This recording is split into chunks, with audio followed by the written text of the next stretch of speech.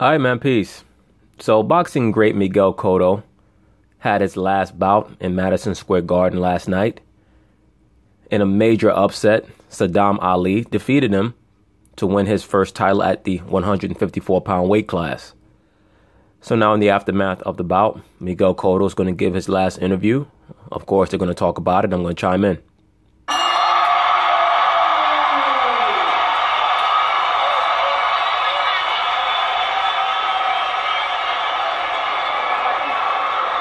Jim, earlier I said we showed up for an event and we were getting a fight. We showed up for an event and we got a great fight tonight. The fight was very, very good. But Miguel definitely showed his age. He was unable to really capitalize on a lot of the mistakes that Sadam Ali was making. He was unable to apply that renowned pressure that Miguel Cotto has always been known for being able to apply on his opponents. And his head movement was very, very poor, which led to him getting caught a few times in the fight and getting staggered. To me, from what I saw, he needs to retire because his head clearly was not in this bout.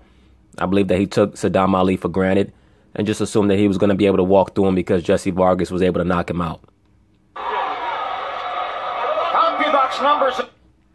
Look, let me say this quickly. I know that supposedly they did VADA testing. This dude Sadam Ali had a whole bunch of acne on his back, man. All right? He looked very, very strong in this fight. I'm not trying to say that he was on something, but hey, man, if it looks like a duck and it quacks like a duck. I'm going to rewind it just a little bit.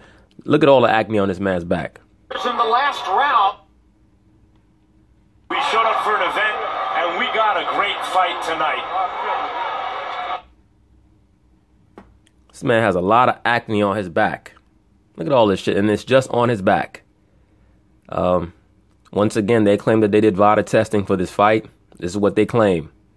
So, I don't know what's going on. All I know is that Sadam Ali looked much more ripped and defined in regards to his muscularity than he's ever looked in any of his previous bouts. I'm not saying he was on something, but if he was, it would not shock me at all. Look at all that shit, man. Motherfucker back like a pepperoni pizza. CompuBox numbers in the last round. CompuBox saw Cotto landing 19 out of 57 in that round to 13 of 62 for Ali. Sometimes difficult to interpret what's a landed punch and what isn't. But by that standard, CompuBox thought that Cotto had the better numbers in the round. This guy's back, man. Once again, great performance, though, by Ali. I give him credit. Very, very good footwork. He showed a lot of grit. There were moments in the fight where Cotto hurt him. Almost everybody who's ever been in the ring with Cotto will tell you that he has tremendous power.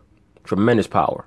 Whether it's Floyd Mayweather, Paulie Malignaggi, Shane Mosley, Zab Judah. Anybody who stepped in the ring with Miguel will tell you that his power is unbelievable. So I give Sadam Ali credit for lasting the 12 rounds. Now, did he get assistance in his ability to recuperate and last those 12 rounds? Who knows? All I know is that I'm looking at the man's back, and the man's back looked like a road map, all them damn dots on it. And what kind of a seesaw fight has it been? Let's take a look at some of the highlights all the way through. Round 2. Miguel Cotto was hurt in round 2 by that right hand. You saw the wobble. You saw him lose his balance momentarily. Had Miguel doing a stanky leg. Miguel was doing the salsa in the damn ring. Round 4. Exactly the same thing. This time with a left hook to the top. Oh, now I got him doing the merengue. They had Hector Lavoe playing during the round. Top of the head, and Cotto wobbled again. Round 6. Cotto again turned the tide. Wobbled Ali. Yeah, he ate that shit, though. He didn't eat Jesse Vargas' shot, but he ate Miguel Cotto's. With a straight right hand. Round 7. Miguel Cotto finding his weapon. His classic left hook to the body. That left hook it looked like it was borderline. It could have been a bit low. To the body. Round 8. An even better left hook to the body. But then Ali landed the uppercut in round 8. It started his rally in return. And in round 10, Ali with that left hook hurt Cotto one last time and appeared for a moment on the verge of something big. Now, Miguel has a torn bicep. He claims that it tore after round 7, which would account for why Ali was able to take over after round 7.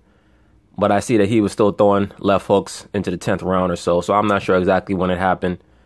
But, I guess it'll be cleared up. I'll have to watch the fight again just to verify when exactly it may have happened, because I remember Miguel still throwing left hooks even in the latter part of the fight. So, but either way, he lost, and Sadam Ali did beat him. He was the better fighter down the stretch. Harold, what's your final scorecard? Okay, Jim, I got it 115, 113, 7 rounds to 5, Sadam Ali. Jim, I tell you, round 8, I just thought... Oh, there go Curtis Stevens.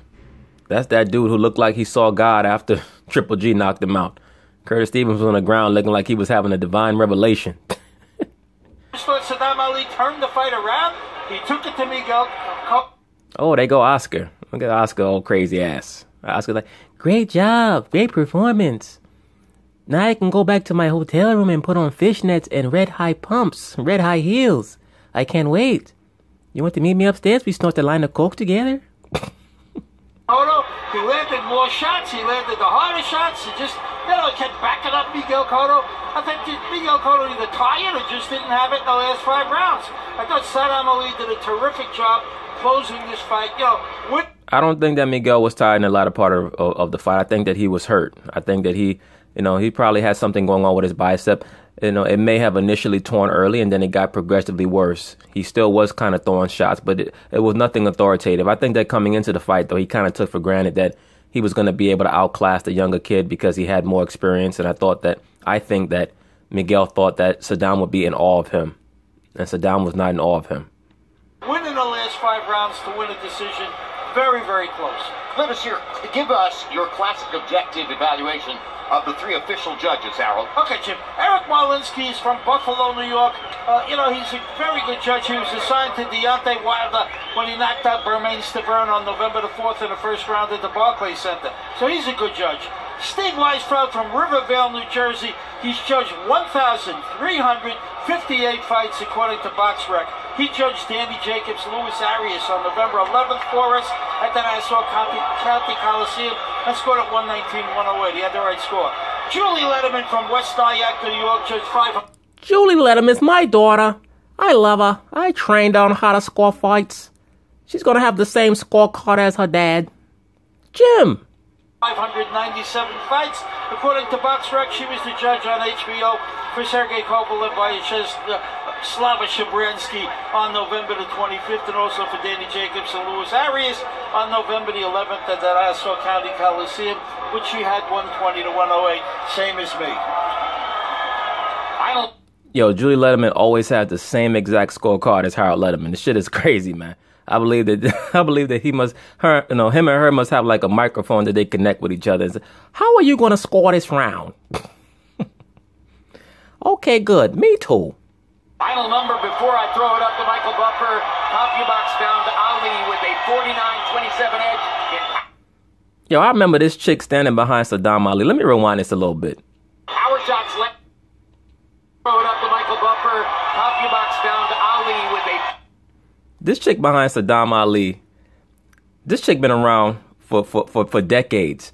I remember when Roy Jones, when he got his title back, I'm trying to remember who it was that he fought. It was the left-hander that beat him. Montel Griffith. I remember Montel Griffith got the victory over Roy in the first fight.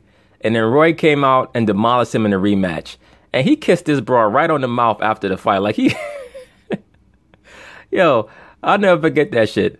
One of them fights, I believe it was the Montel Griffith fight, the rematch, where Roy just demolished him.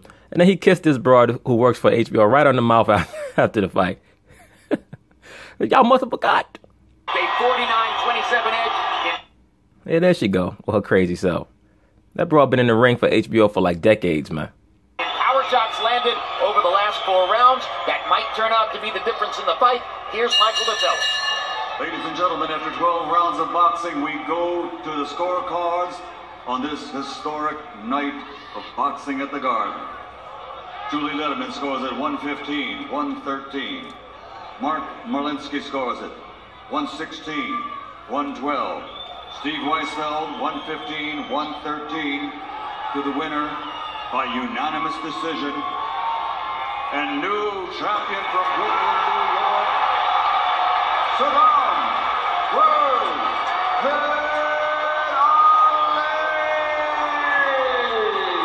He deserved the victory, but had Miguel not hurt himself, not torn the bicep, Miguel would have beat him.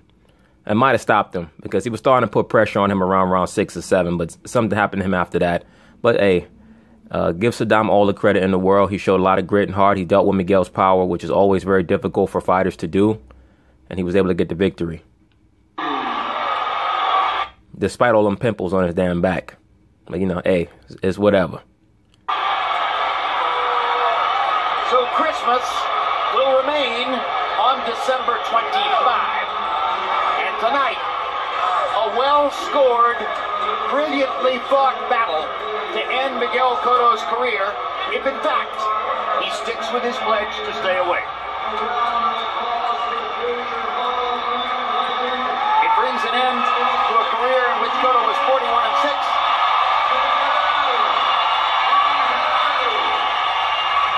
And it's the great career and all the memories. I give Miguel credit. He's had a great career. He's fought a lot of big fights. He's been through a lot in his career. Got in the ring with a couple cheaters. Fortunately, he was able to bounce back from that. Look at Oscar ass. Look at him. What the fuck he looking? I bet you looking at a man's ass. I wish I could take that back to the hotel room with me. All I need is that and a vibrator and a glass of wine. I'd be like a lonely older woman. Just put on my red pumps and go to town. Memories with which it was filled that are on the minds of the crowd. That's a damn shame, Miguel Cotto's son, man. Oh, man, that's a shame. Now, as they say goodbye.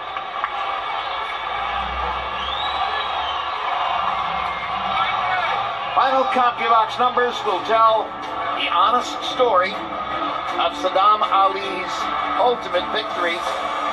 CompuBox finds Cotto landing 24 more punches than Sadam and landing at a higher connect percentage, but the most important punches, the more meaningful and damaging punches, particularly down the stretch of the fight, were landed by Sadam, who had the edge in power punches, 122 to 108, and threw 51 more power punches than did Cotto.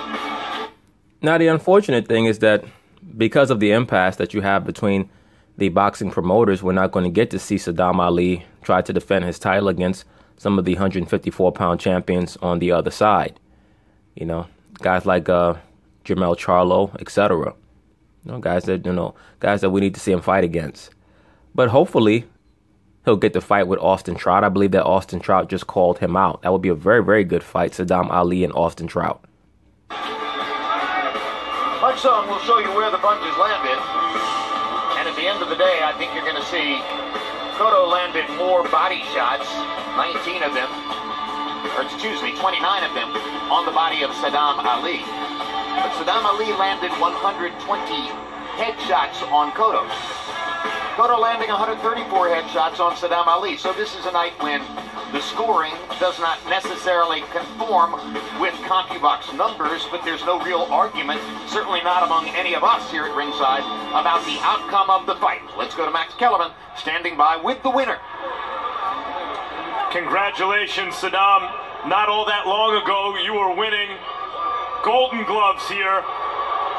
And tonight, you beat a legend in a great fight for a championship.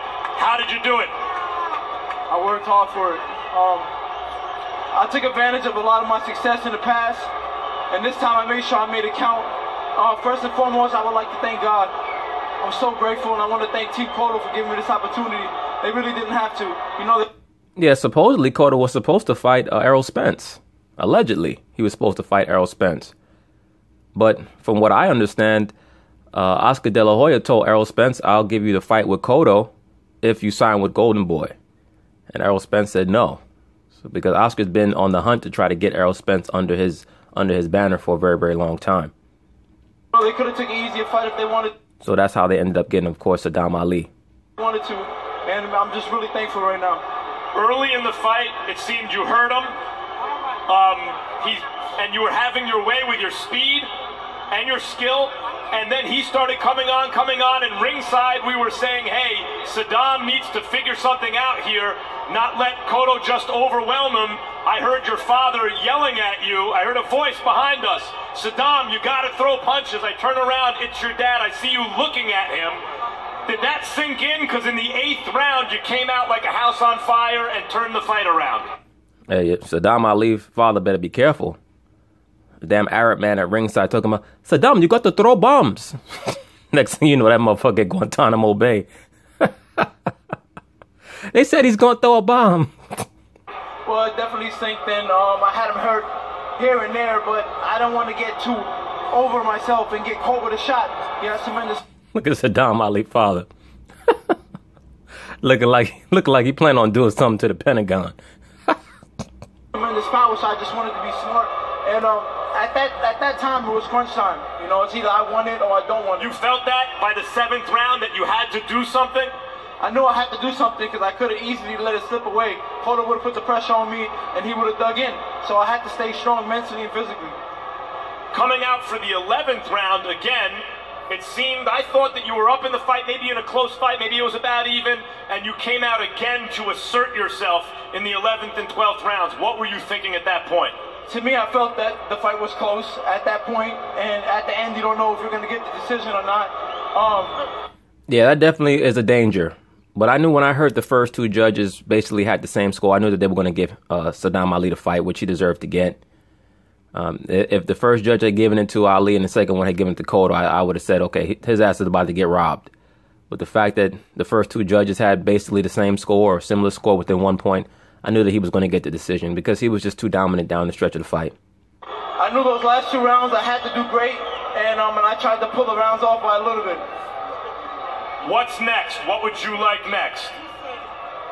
Whatever Golden Boy has for me, I'm blessed. First and foremost, I want to thank God. He talking about whatever Golden Boy has for me. Look at Oscar in the back. Oscar, Oh, I have something for you. You want to get to the top? You have to go to my bottom. You have a boyfriend? Yo, Oscar gonna be the next person that gets caught up in that expose of harassment. Except it's gonna be his fighters talking about how Oscar has been harassing him.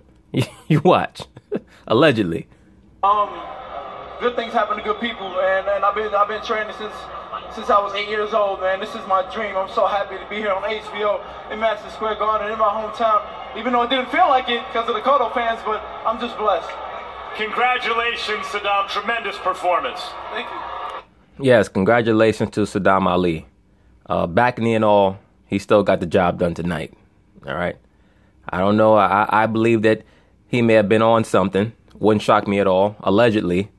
But he did do what he needed to do to win this fight tonight. Miguel?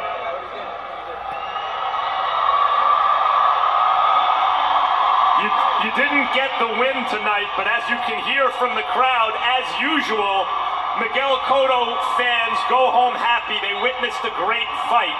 How are you feeling right now? Feeling good. Feeling just good with the performance, good with the fight, and just happy.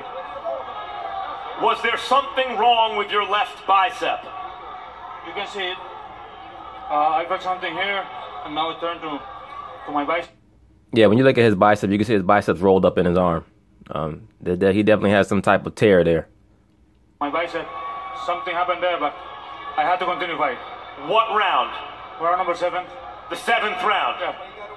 Just when you were coming on, you felt the left. Did you feel it happen during the round?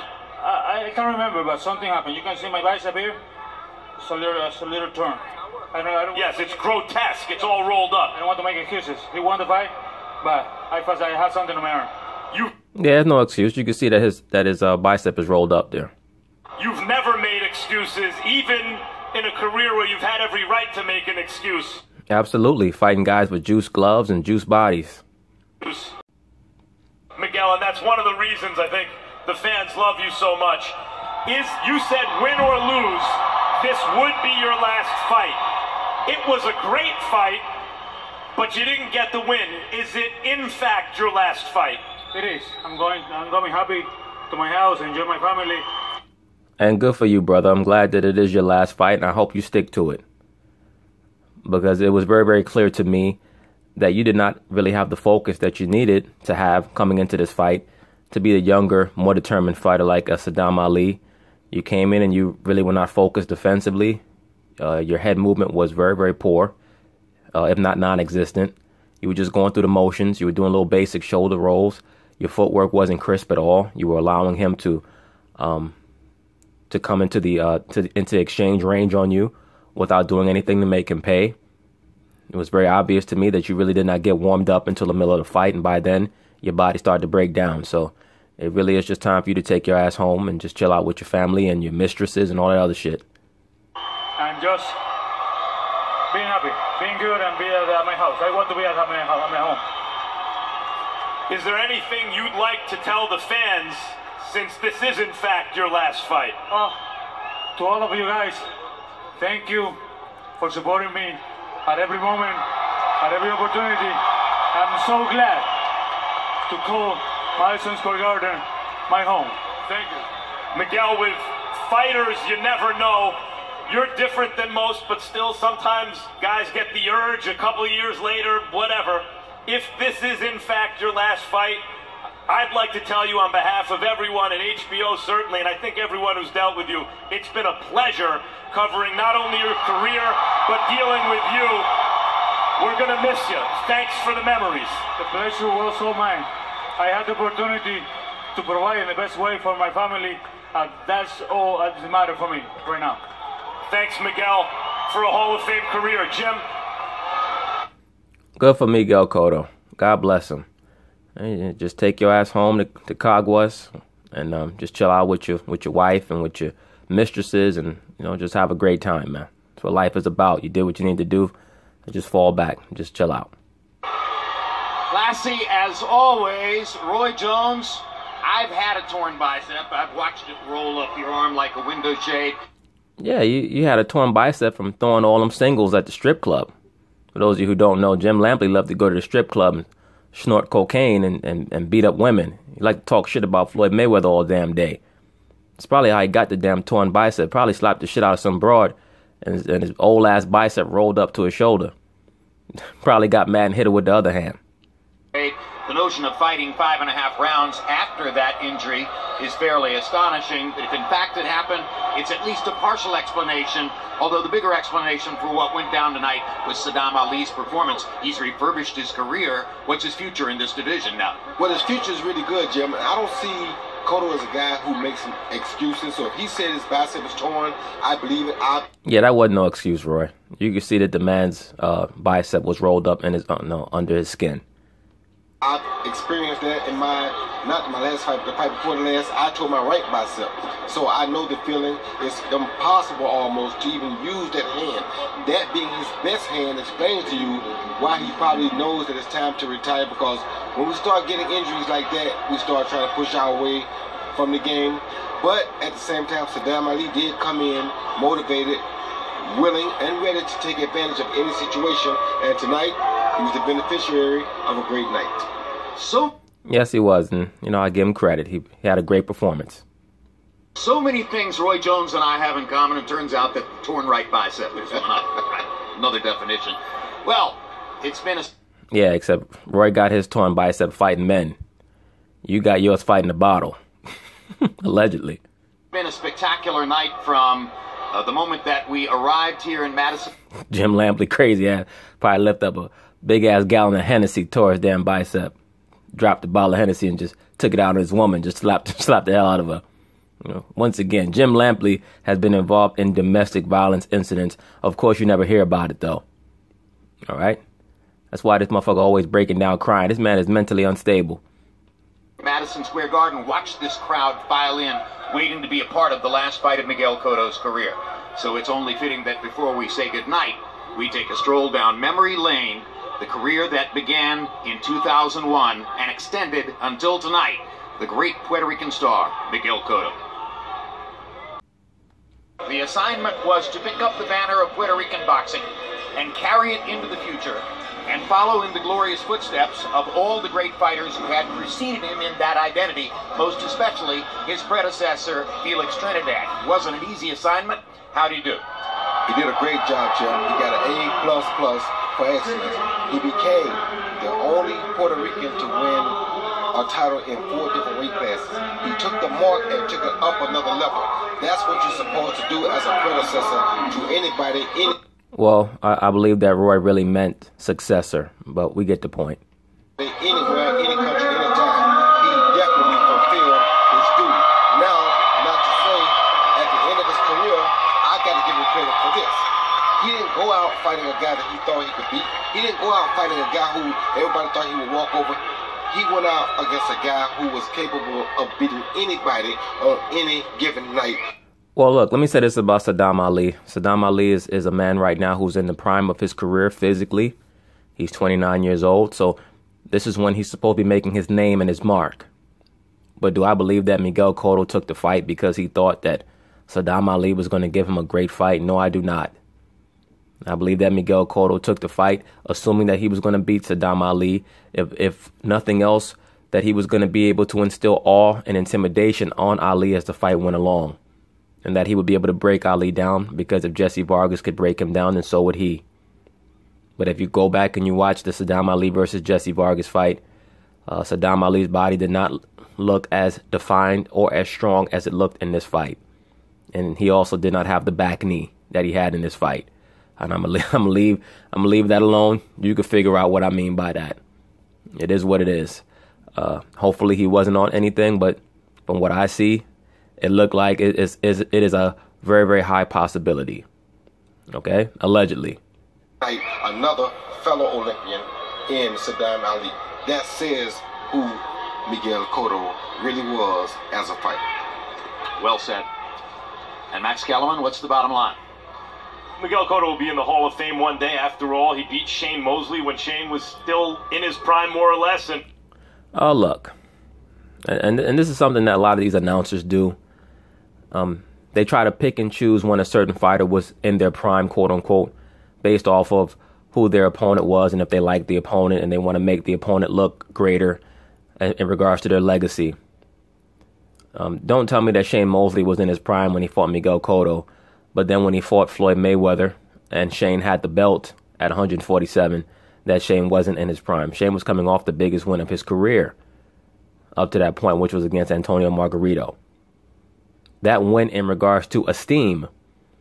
When I say esteem, meaning people giving Shane an actual chance to win the fight. They gave Shane a bigger chance to beat De La Hoya than they did to beat Margarito. Margarito looked like a monster up to that point, but as we all know, prior to the fight, Shane's trainer, Nazim Richardson, caught Margarito and his team using juiced hand wraps under his gloves. And if you remember how Shane's physique looked in that fight, Shane looked like a tank, man. That's why it's so essential that Floyd brought in the full random blood and urine testing through USADA, because Shane's physique did not look the same in his fight against Floyd as it did against Margarito. So to me, a lot of times, it's not so much about your quote-unquote prime. It's about what you're allowed to take and what you're allowed to use coming into the fight. Because if we really want to go there, Shane's prime ended when Vernon Forrest whooped his ass twice. I mean, quiet as kept. Shane was never the same after that fight. Mentally, he was never the same. And if you watched his fight with Miguel Cotto, he could have beat Miguel if he had a jab and if he actually used his brain. Shane is not a smart fighter. He's extremely talented. He hits very hard. Great left hook, phenomenal left hook, great right hand. Shane has everything physically, but mentally he just doesn't have it, and he has a terrible jab. And won belts in 4 weight divisions, most recently by knocking out or stopping Sergio Martinez, who was at the end of his career but was still a star fighter. And Miguel Cotto had been a star his entire career. And let me say this about the Miguel Cotto-Sergio Martinez fight. That's the biggest and the most brolic I've ever seen Miguel Cotto look, was in that fight against Sergio Martinez. Am I saying that he was on something? Who the hell knows? I'll say this. His trainer's Freddie Roach. Where there's smoke, there's fire. Okay? Freddie Roach has no problems. He has no compunctions about doing what he needs to do for his fighter to give him an advantage. And Sergio was definitely on his last legs. Literally. The man came into the ring with a wrap around his knee. And Sergio was a fighter who needed to have physical and athletic advantages over his opponent because he didn't have enough ring experience to actually have great skills. Sergio Martinez was an athletic freak, former bicyclist, and there's a possibility that he was on EPOs because we know the cycling world, that's what they do. So, I mean, look, man, most of the boxing world is dirty. We found that out with Deontay Wilder and the revelations about many of his prospective opponents getting caught using performance-enhancing drugs. So I don't put anything past anybody. So when I see a guy with a whole bunch of back knee, it's a major red flag, man. And when you're a star, when you mean money, when you bring a following to the table, the question is, do you use that to avoid competition, or are you a real prize fighter? Saying, line up the biggest prize, I'll fight that guy. Miguel Cotto was a real prize fighter. Because he had the following he did, he made the biggest fights. Now, he frequently lost them. Was he the greatest fighter of his era? Was he pound for pound #1 at any time? Nope. He lost to Floyd Mayweather and Manny Pacquiao and Canelo Alvarez. And what was the best win of Canelo Alvarez's career so far? Miguel Cotto. And how about Manny Pacquiao? Well, probably Miguel Cotto. And certainly Cotto was one of Floyd's best wins. And let me say this. Both Manny Pacquiao and Floyd Mayweather have said that Miguel Cotto was their toughest fight.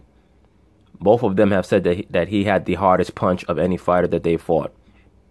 Now, in the aftermath of the Cotto fight, Floyd is going on to fight Canelo Alvarez. He's going on to fight Marcos Maidana. And he's going on to fight Manny. So his opinion in regards to who hit him the hardest may have changed. But I know after the Cotto fight, I've never seen him as willing to acknowledge that an opponent was good and hit hard like he was willing to acknowledge Miguel Cotto. And they were all tough fights. When you fight everyone, you lose. And if you're not one of the best 2 or 3 pound-for-pound fighters in the world, you might lose a bunch of them. No one ever went home from a Cotto fight disappointed in terms of the action the fight produced. He always gave the fans their money's worth. And by the way, sometimes he won the big one. I mentioned Shane, the Margarito rematch, the Martinez fight. He's going to be in the hole. Zab Judah, which to me was his first big victory. I believe they fought in 07. I remember when he whooped Paulie Malignaggi's ass back in 05. But the Zab Judah fight, I'll never forget that. Because that was like, that was like a lynching, honestly. That was the most fired up I've ever seen a boxing crowd. And I remember I was traveling on a train that night after the fight, and the train was packed with Puerto Ricans. They was wilding. They was like, fuck Judah, fuck Judah, fuck Judah, talking about Zab. Miguel Cotto. And Zab actually got off to a good start in the fight. He was actually hurting Miguel, which is Zab's way. Zab is very, very naturally skilled. Great speed, great power. He just doesn't have the grit, and he doesn't have the conditioning. He fades. Everybody knows that. So Miguel hit him low a few times to, break him down mentally. And they started to hit him low. When I say low, I mean to the body. Legal shots to break him down physically. So he hit him in the nuts to break him down mentally, and then hit him to the body to break him down physically, and he was able to get the stoppage. But I'll never forget that the aftermath of that fight. That was off the chain. That's when I realized how ardent his fan base was. Be in the Hall of Fame one day, and it was a pleasure to cover his career. And my final words: boxing is the most human of sports. It's the only sport in which you lose a little bit every time you win. This motherfucker started breaking down, crying every damn telecast. This man needs help. There's another guy, I did a video about this. Why are Americans so lonely? I'm going to do another one about depression. Because this guy's clearly dealing with mental problems, man. It's the sport in which you can earn the hearts of all the fans in the arena, even when you lose. And through his 47-fight career, of all the fighters we've covered in the 21st century, Miguel Cotto was the most visibly human. He fought every round with his heart on his sleeve. Look at this. Look at this dude, man. Like, dude, Miguel Cotto, the only time he talked to you is probably in the pre-fight interview. This motherfucker talking like Miguel Cotto is his cousin and he just died. Like, dude, what's wrong with you? And that's why our hearts are with him tonight.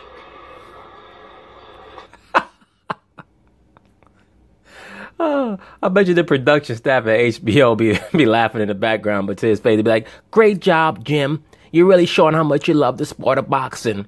As soon as he leaves, they say, "Twinkle toes." Yeah, what the fuck is up with this dude, Jim Lampley, man?